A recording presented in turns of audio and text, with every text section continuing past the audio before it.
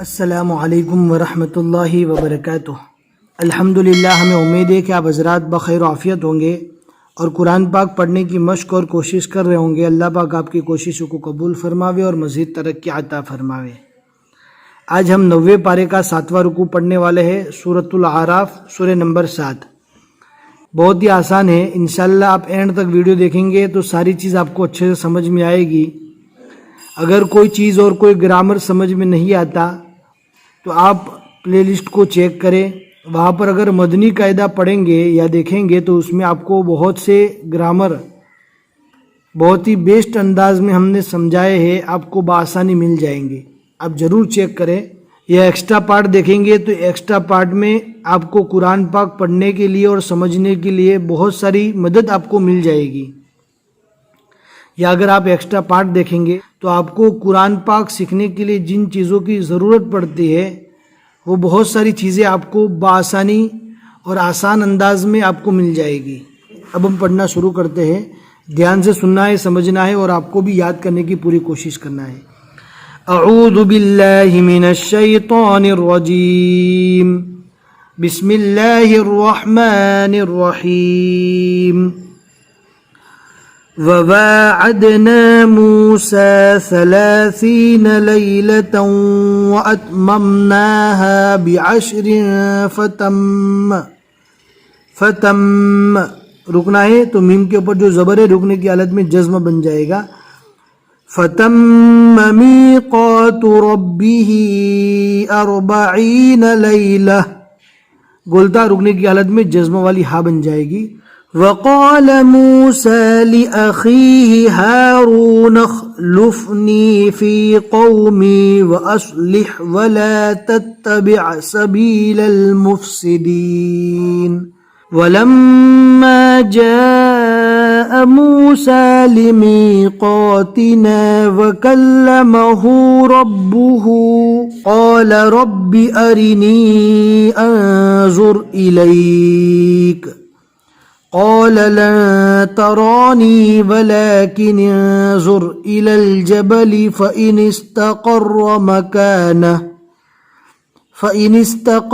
مكانه فسوف تراني فلما تجلى ربه للجبل جعله دكا وخر موسى صعقا۔ بہت سے لوگ یہاں پر غلطی کرتے ہیں، سعی کو پڑھتے ہیں، عین کو کھینچتے ہیں، یہاں پر پڑھنا ہے صعقا۔